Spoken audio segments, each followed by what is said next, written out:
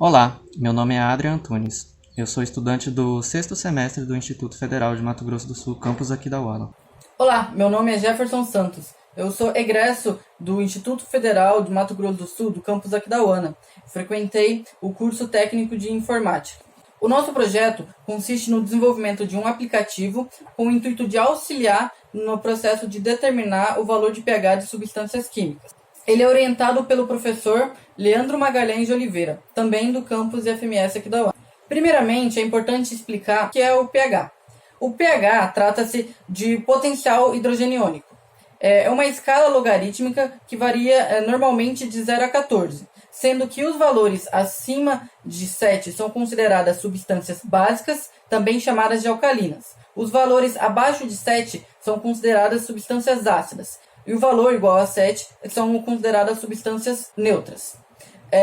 A importância do pH é gigantesca atualmente. Ela abrange desde exames clínicos até na indústria alimentícia. Um exemplo seria exames de urina e exames de sangue, que ao determinar o valor de pH, dá para determinar se uma pessoa tem alguma doença ou se há algum problema que pode estar influenciando no organismo dessa pessoa. Um exemplo da indústria alimentícia seria, por exemplo, a alteração do valor do pH mudar o sabor de um determinado alimento, o sabor de uma determinada bebida, o que acarretaria em os usuários não consumirem esse alimento ou pararem de usar determinada marca porque o gosto mudou, o gosto está alterado. Atualmente tem duas principais formas de medir o pH. Uma é através do método colorimétrico. Esse método consiste em algumas substâncias que mudam de cor quando em contato com outras substâncias que possuem determinado valor de pH.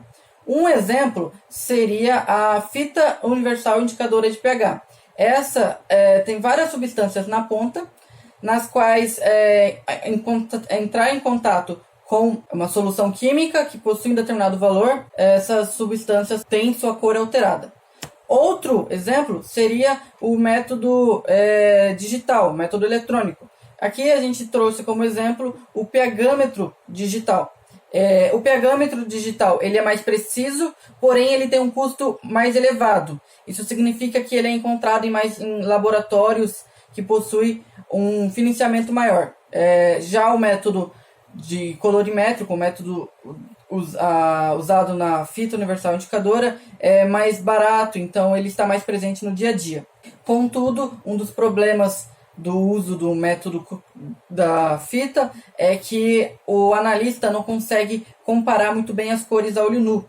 Por exemplo, aqui eu não consigo diferenciar o valor 0 do 1, o valor de pH, porque as cores ao meu olhar são muito semelhantes, são idênticas. Eu não consigo fazer diferenciação. Se eu pegasse uma fita e fosse comparar, eu não conseguiria diferenciar os valores. Contudo, a gente pretende solucionar esse problema através de um aplicativo. Esse aplicativo consistiria no uso de uma rede neural artificial, que a partir de agora, por comodidade, eu vou chamar de RNA. Essa RNA seria responsável por identificar padrões em fotografias de fitas universais de pH e retornar o valor. O objetivo principal do projeto foi desenvolver um aplicativo que seja capaz de retornar o valor de pH a partir de fotografias de fitas universais indicadoras de pH. Para tal, se faz necessário o uso de uma RNA. Para alcançar isso, se faz necessário desenvolver a RNA, capaz de realizar a classificação das fotografias. Logo, também se faz necessário a elaboração de um conjunto de treinamento para a RNA. O conjunto de treinamento se trata de soluções com valores de pH conhecidos, também chamados de soluções tampões, e é importante que o aplicativo seja capaz de armazenar os resultados de classificações realizadas, para que o usuário consiga consultar quando necessário. Um dos artigos mais importantes que a gente leu é um artigo publicado no ano de 2007, de Gama e Afonso. Esse artigo ele retrata a história do pH ao decorrer dos últimos 100 anos. Ele detalha a importância da escala e esse artigo foi o que a gente teve como principal base de conhecimento para estudar sobre o pH. No caso, esse artigo levou a gente a conhecer outros artigos, porém esse foi o principal. Já na área de redes neurais artificiais, o artigo de destaque foi um artigo de Ferneda, que explica um pouco do funcionamento da questões da rede neural e também ela explica um pouco como seria aplicar isso na questão de recuperação de informações, o que a gente poderia fazer uma analogia e trazer para a classificação de imagens também. É um artigo bem completo que a gente teve como principal base para o estudo das RNAs. Para o desenvolvimento da rede neural artificial, foi utilizado um framework chamado TensorFlow.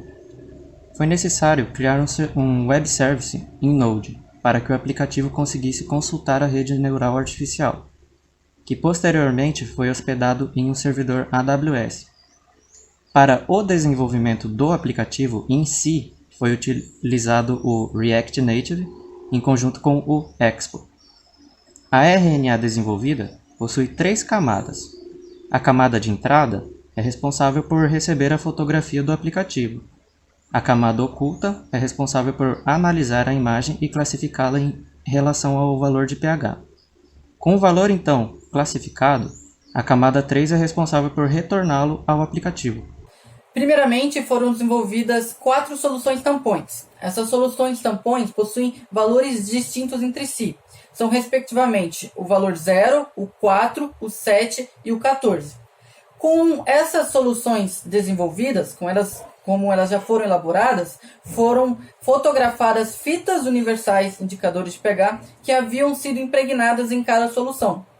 Essas fotografias formaram o nosso conjunto de treinamento, que a gente utilizou para treinar a RNA. No caso, pode ser observado que com 30 imagens com 30 fotografias para cada valor de pH, o percentual de acerto obtido da RNA foi de 87,5, 87,5. Com o intuito da gente melhorar a precisão, a gente aumentou a quantidade de fotografias. Isso significa que foram 120 fotografias para cada fita universal pH impregnada nas soluções tampões. Vale ressaltar que essas fotografias foram em ângulos diferentes, com aparelhos de solar diferentes, para ter uma amostragem maior que poderia fazer com que a classificação fosse mais precisa possível. Com 120 imagens de cada, o resultado obtido foi uma precisão com um percentual de 100%. No caso, a gente consegue fazer a fotografia de uma fita universal indicadora de pH. Após a fotografia, a gente pode recortar a imagem para facilitar a classificação. Com a imagem recortada, então enviada para o servidor da AWS, onde possui a RNA, e a RNA executa o processo de classificação e retorna o valor de pH. O usuário pode salvar esse resultado, e com o resultado salvo, ele é exibido no histórico.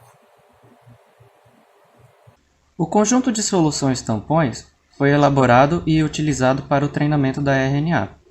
O aplicativo foi desenvolvido com sucesso, atendendo os objetivos pré-estabelecidos, como observado. Ele é capaz de classificar a fotografia de uma fita universal indicadora de pH e armazenar os resultados no dispositivo do usuário. Vale salientar que foram desenvolvidas apenas quatro soluções tampões. E com isso, a nossa RNA consegue apenas classificar os 4 valores já mencionados. Isso se deve ao fato da pandemia de coronavírus ter afetado o nosso acesso ao Instituto Federal, pois a gente desenvolvia as soluções no laboratório de química. Contudo, como a gente não poderia mais ir ao IF, não podemos desenvolver as demais soluções.